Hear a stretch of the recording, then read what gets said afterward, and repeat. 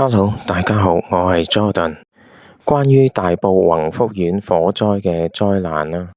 係全香港人都好關心嘅一件事啦。但係如果呢一件事，譬如成日去睇一啲新聞啊、資訊啊，已經影響到你嘅日常生活，甚至乎係令到你失眠啊，影響你嘅工作咁樣呢，我都建議你暫時停一停先。放空自己一下，暫時唔好再追一啲資訊落去，暫時唔好再睇相關嘅新聞，咁樣對你嗰個心情啊，成個心理狀況咧都會比較好啲嘅。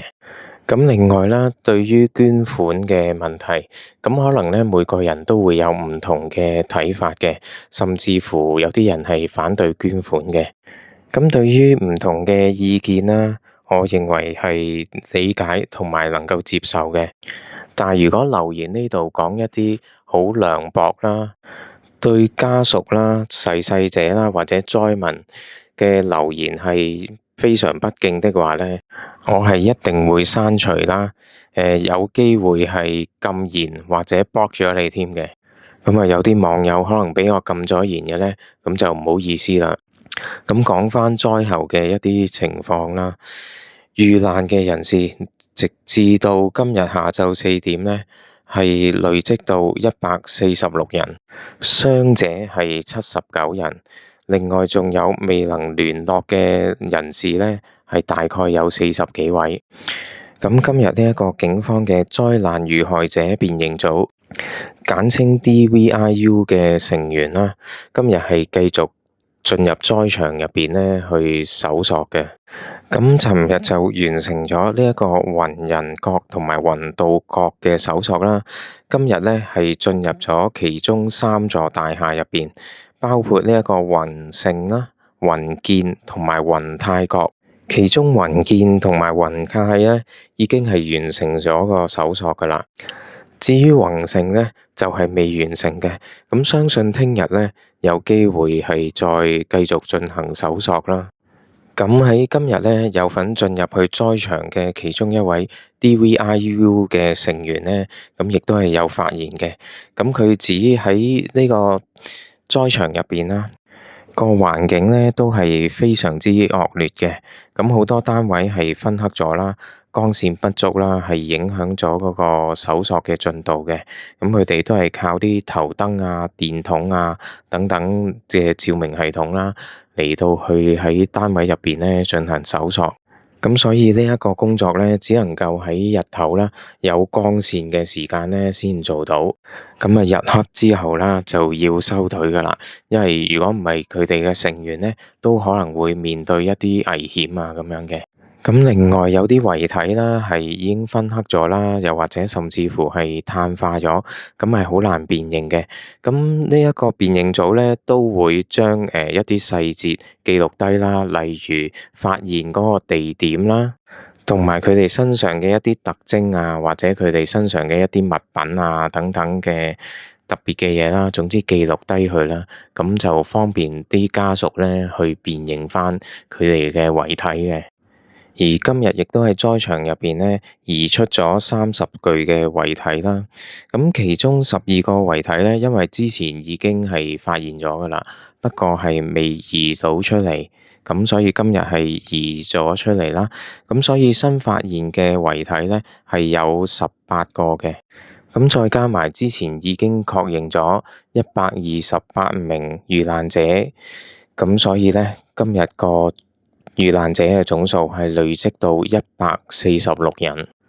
另外受傷嘅人數啦就係79人。咁之前咧嘅報嘅數字咧係83人嘅，咁但係咧因為當中其實有4人咧係響醫院入邊係離世，咁所以咧減返嗰4位之後咧，咁就係總數受傷嘅人士啦係79人嘅。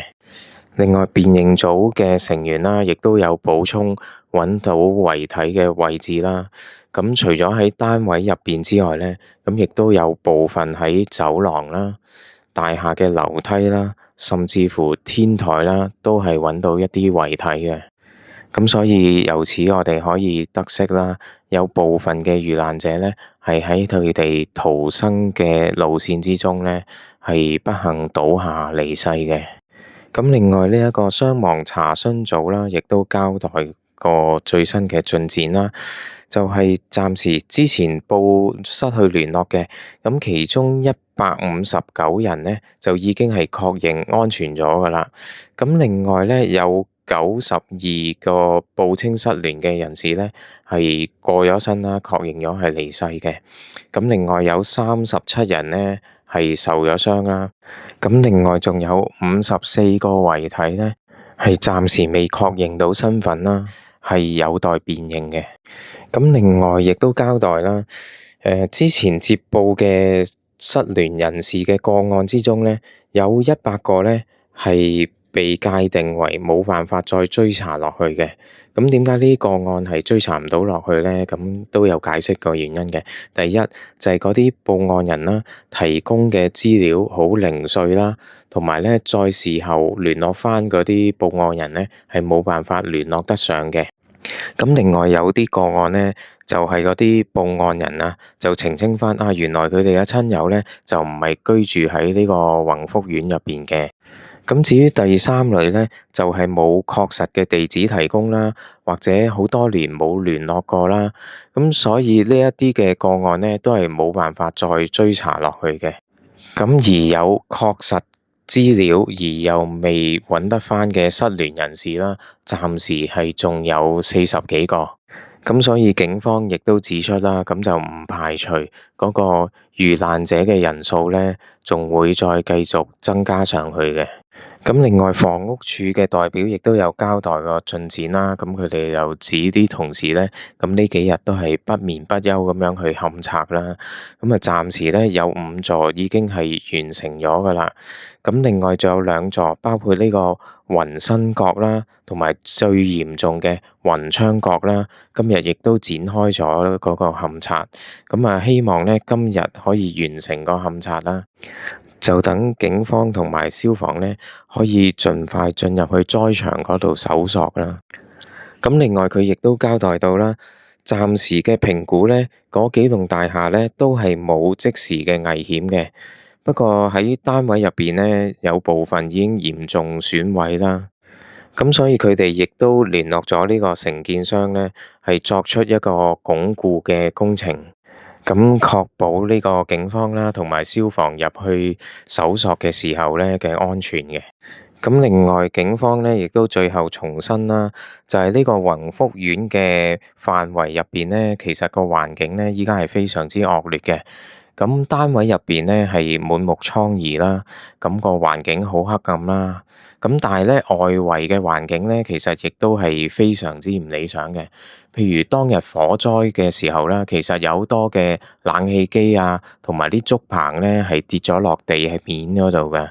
所以如果冇保護裝置嘅人士咧，係唔適宜進入嘅。咁所以唔係工作人員咧，就警方基本上都唔會俾你進入噶啦。所以入邊其中一棟冇受到火災嘅大樓啦，宏志閣啦，雖然係冇受到火災，咁但係咧仍然未能夠解封嘅，咁就係因為周邊嘅環境咧係非常之惡劣啦，咁同埋都係有危險性嘅，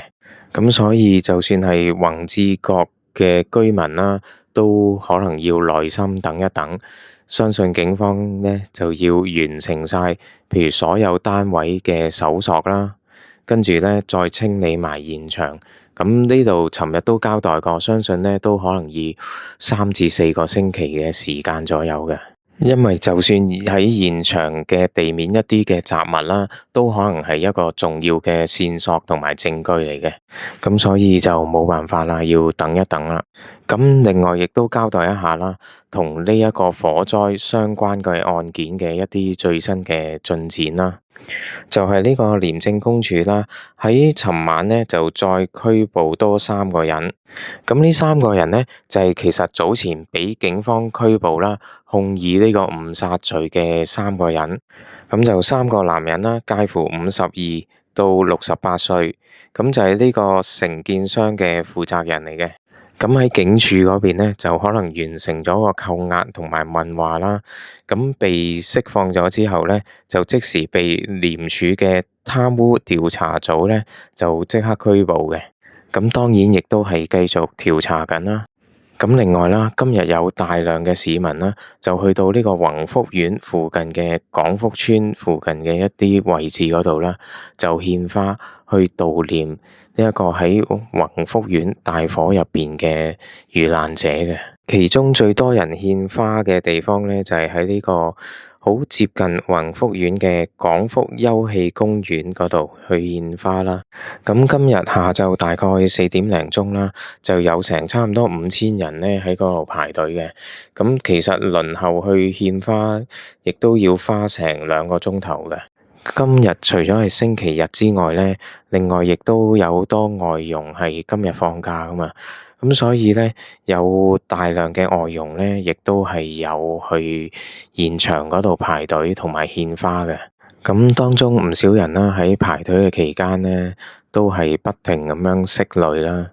就算有部分人係未必認識嗰啲遇難者都好，咁都係即係展現到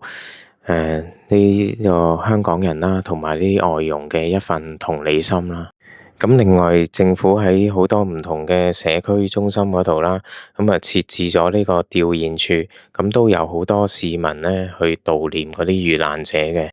咁啊，包括其中一個咧，就喺呢個富亨村嗰度嘅鄰里社區中心嗰度啦。而今晚咧，有線電視嘅新聞記者亦都係喺嗰度嘅。咁啊，見到咧呢一個就見到阿黃碧嬌啊，佢曾經係呢個宏福苑立案法團嘅顧問啦，同埋現任嘅區議員啦。咁呢個宏福苑同依家呢一間咧雲業工程公司簽約嘅時候咧，嗰個維修費啊，嗰份合約係高達3億嘅。而當其時，阿黃碧嬌咧就係擔任呢一個法團嘅顧問嘅，